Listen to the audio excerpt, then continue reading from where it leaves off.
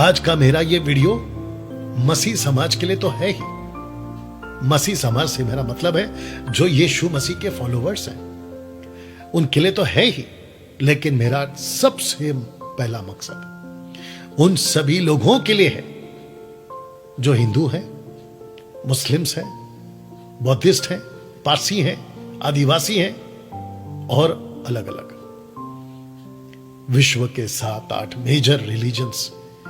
ये वीडियो आप लोगों के लिए है। बातें रख रहा हूं, आपको कैसा ठीक लगता है ये आपके ऊपर है। तो परमेश्वर है जिसका एक वचन कहता है, इब्रानियों की किताब जिसको बाइबल में हम पढ़ते हैं, the book of Hebrew chapter 11 verse 6 लिखा है, क्योंकि परमेश्वर के पास आने वाले को विश्वास करना चाहिए कि वो है। सबसे पहली चीज, इस प्लैनेट पर, इस पृथ्वी पर 800 बिलियन की जो आबादी है और भारत की 140 के भी ज्यादा, इन सब को यह मानना पड़ेगा। और वो खास करके नास्तिक लोग जो ईश्वर पर विश्वास नहीं करते, उन सबको यह मानना पड़ेगा पहली बात कि परमेश्वर है। परमेश्वर है। अब सबसे बड़ा सवाल इस पॉइंट पर, अगर परमेश्वर है तो वो कौन है? क्योंकि ऐसी बात, ऐसी कॉन्सेप्ट या लॉजिक ये लगाकर मन की तसल्ली के लिए कि सब एक है, सब रास्ते एक हैं, सब मिलाकर एक है। अगर सब एक हैं, बहुत ध्यान से सुनिएगा, तो इतने झगड़े क्यों? ईश्वर के नाम पर, गॉड के नाम पर, भगवान के नाम पर, जाति धर्म के नाम पर ये इतने कत्ल क्यों? एक दूसरे को नफरत से देखना, अपनी अपनी सीमाओं की रेखा खींच देना कि वो तुम हो ये हम है, ऐसा क्यों? तो ये बात साबित करती है कि ये तथ्य गलत है कि सब एक है, सब एक नहीं है। दोस्तों, जब हमें कोई चीज पता नहीं होती है ना, तो हम किसी को भी कुछ भी मान बैठते हैं। लेकिन जब कोई आकर हमको ज्ञान देता है ना, जब हमको सत्य बताता है ना, और जिसको हम मानते आ रहे थे, जब उसकी पहचान हमारी सच्चाई से कराता है ना, तब दिमाग की बत्ती जलती है, तब हमें सत्य पता चलता है। कुछ नम्र बनकर उस सत्य को स्वीकार करते हैं और कुछ बगावत करते हैं कि तुम कौन होते हो हमको सिखाने वाले, हम तो पूर्वजों से ये करते आ रहे हैं। ठीक है, ये तो वास्तविक है। जिसका जैसा दिमाग, जिसकी जैसी सोच, वो वैसा चलेगा, इसमें कोई बहस का विषय नहीं। जिसको जैसा मानना है वो वैसा माने, लेकिन उसका क्या कसूर है जो आपको सत्य से अवगत करा रहा है? उसको सत्य तो बताने दीजिए ना। मानना या नहीं मानना ये आपके ऊपर है। दूसरी चीज, मैं मसीह समाज को भी कहना चाहता हूं, खास करके उन सेवकों को कहना चाहता हूं जो पास्टर, अपोस्तल, रेवरेंड या जो भी नाम लेके घूमते हैं।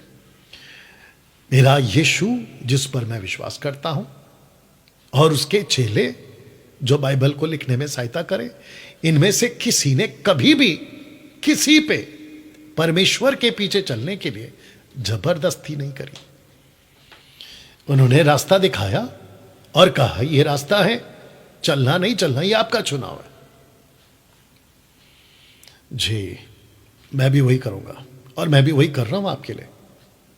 अगर अभी इस वक्त में कोई मेरा भाई बहन, लड़का लड़की, थर्ड जेंडर, आप ईसाई नहीं है, ईसाई से मेरा मतलब होता है हमेशा क्राइस्ट फॉलोवर। आपने कभी बाइबल नहीं पढ़ी और आपको पढ़ने की भी जरूरत नहीं पड़ी क्योंकि आपका वो लाइन नहीं है। उसके बावजूद मैं आपको कह रहा हूं, अगर सत्य को कोई आपको बता रहा है और उसमें अगर आपको पता चल रहा है कि यस, ये विषय सोचने लायक है, क्योंकि अंधभक्त बनकर या अंधे बनकर हम कहीं पे भी नहीं जाते, हम जांचते हैं। हम अगर पीते हैं तो जांचते हैं, खाते हैं तो जांचते हैं, खरीदते हैं तो जांचते हैं, पहनते हैं तो जांचते हैं, हर चीज की जांच करते हैं।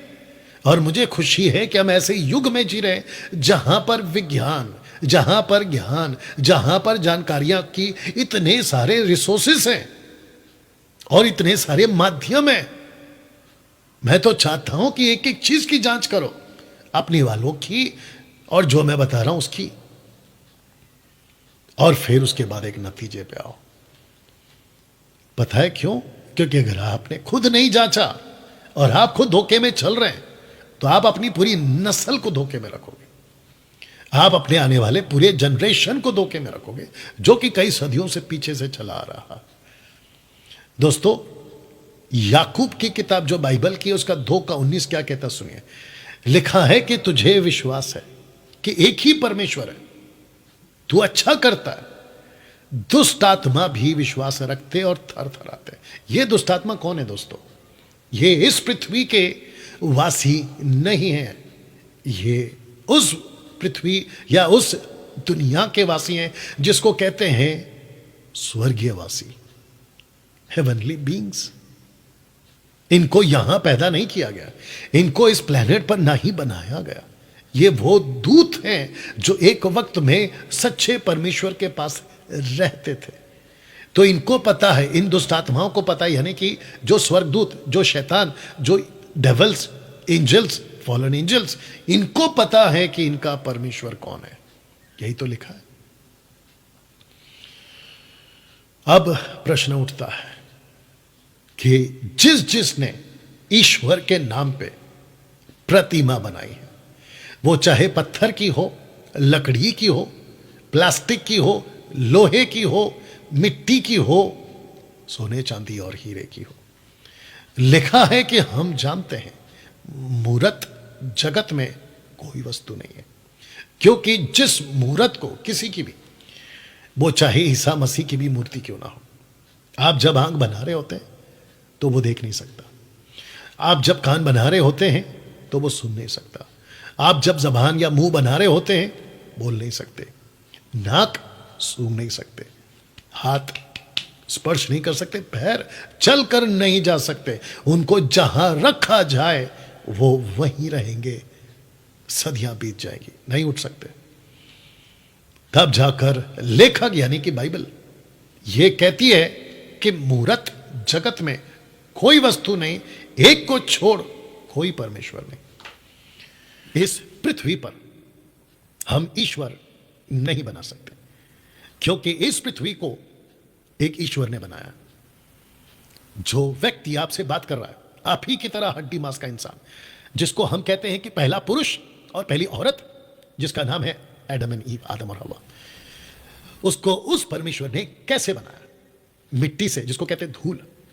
क्या जो इंसान मिट्टी से बना है और जिस परमेश्वर ने उसको मिट्टी से बनाया, क्या वो ऐसी ताकत रखता है या उसके पास में इतनी औकात है कि वो अपने बनाने वाले को बना दे?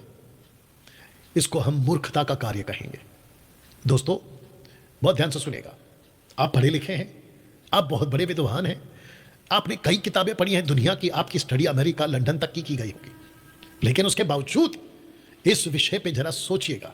क्या कोई इंसान ऊपर वाले को, आप जो भी नाम दे दीजिएगा, क्या उसको बना सकता है? इसके ऊपर सोचिएगा, इसके ऊपर सोचिएगा। क्योंकि सब मानते हैं इसलिए मत मानो, क्योंकि सब कहते हैं इसलिए मत कहो, क्योंकि सब चल रहे इसलिए मत चलो। अपनी अकल लगाओ। आजकल तो दौर भी चल रहा है ना कि अपनी अकल लगाओ, तो मैं भी कहता हूं कि अपनी अकल लगाओ, बात को समझो। अब दोस्तों, एक ऐसा वचन आपके बीच में रखने जा रहा हूं। जब हम कहते हैं, यानी कि मैं जब कह रहा हूं, मेरी बात कर लेते हैं कि डैनियल भाई, आप तो कह रहे हो कि एक को छोड़ दूसरा कोई परमेश्वर नहीं है, तो कैसे जाने कि वो एक परमेश्वर कौन है? और कैसे कह सकते हैं ये जो लेखक है जिसका नाम है पौलुस, सेंट पॉल, इसकी बात पर हम कैसे यकीन करें? तवज्जो दें, ये वचन पढ़िए, पहला तिमोथी उसका 2 अध्याय वचन 5 लिखता है, क्योंकि परमेश्वर एक ही है और परमेश्वर और मनुष्यों के बीच में भी एक ही बिचवई है, अर्थात मसीह यीशु जो मनुष्य है। दोस्तों, बहुत ध्यान से सुनिएगा। आप सभी जानते हैं, जो लोग पढ़े लिखे हैं, बाइबल को जानते हैं, या फिर आप लोगों ने कॉन्वेंट स्कूल में या अपने दोस्तों रिश्तेदारों से समझा सीखा सुना होगा कि ईसा मसीह का जन्म इस पृथ्वी पर इंसान के रूप में हुआ। और बहुत सारे लोगों को यह गलत फहमी है कि इंसान, जब यीशु पैदा हुए तो इंसान थे, वो गॉड कैसे हो सकता है? ये बहुत लंबी कहानी है। इसको समझने के लिए हमें जाना होगा आदम के पास, उस बगीचे के पास जिसको कहते हैं अदन की वाटिका, द गार्डन ऑफ ईडन। वहां पे जो घटना घटी, लूसीफर यानी कि शैतान ने जो उन लोगों को बहकाया, परमेश्वर से अलग कर दिया, उसको समझना होगा। फिर उसके बाद 4000 साल का इतिहास, ईसा मसीह के पैदा होने तक के 4000 साल का इतिहास। वहां क्या क्या घटा, कितने लोगों ने उनको भटकाया, कैसे हो गया, इन सब को समझना होगा। जिसके लिए मैं समझता हूं कि कम से कम 2 से 3 घंटे का टीचिंग या शिक्षा या अध्ययन वो अलग विषय हो जाएगा। बट इसको समझिएगा कि यीशु का जन्म मनुष्य के रूप में ही क्यों हुआ, क्योंकि मनुष्य को समझाने के लिए कि परमेश्वर कौन है, मनुष्य बनकर ही परमेश्वर को नीचे आना पड़ा। यह बहुत बड़ा सत्य जो लाखों लाखों लाखों लोग इसको नहीं समझ पा रहे, क्योंकि उनका जो दिमाग है ना, वो शैतान ने बांध दिया है। 2 कुरिन्थियों 4:4, 2 कुरिन्थियन 4:4, इस संसार के ईश्वर ने अन्य जातियों के बुद्धि को अंधा कर दिया, ऐसा लिखा है ना। जब मैं कह रहा हूं बिचवई, इंग्लिश वर्ड है मीडिएटर, परमेश्वर को समझने के लिए, इंसानों के लिए वो परमेश्वर कैसा है, उसी परमेश्वर को जिसको कहते हैं परमेश्वर का दूसरा व्यक्तित्व ईसा मसीह, जबकि वो खुद परमेश्वर था, उसने मानव रूप लेकर पृथ्वी पर आज से 2024 साल पहले उसने जन्म लिया। कईयों को बकवास लग सकता है, कई लोगों को मजाक लग सकता है, कई लोगों को कहानी टाइप लग सकती है, कोई दिक्कत नहीं। आपका मर्जी से आप अपना रास्ता का चुनाव कर सकते हैं, कोई दिक्कत नहीं है। लेकिन सत्य सत्य, मानो या ना मानो। You understand? यीशु को बिचौलिया बनकर क्यों आना पड़ा, तो यह वचन समझाता है। कुलुसियों की किताब 1:15, कोलोसियंस चैप्टर 1:15 कहता है वह, यानी ईसा मसीह, यीशु मसीह, लिखा है वह तो अदृश्य, इनविजिबल, अदृश्य परमेश्वर का प्रतिरूप और सारी सृष्टि में पहलौटा। अब सबसे ज्यादा इंपॉर्टेंट पॉइंट जो ये है, प्रतिरूप, image, who is the image of invisible God. Yeshu कौन थे?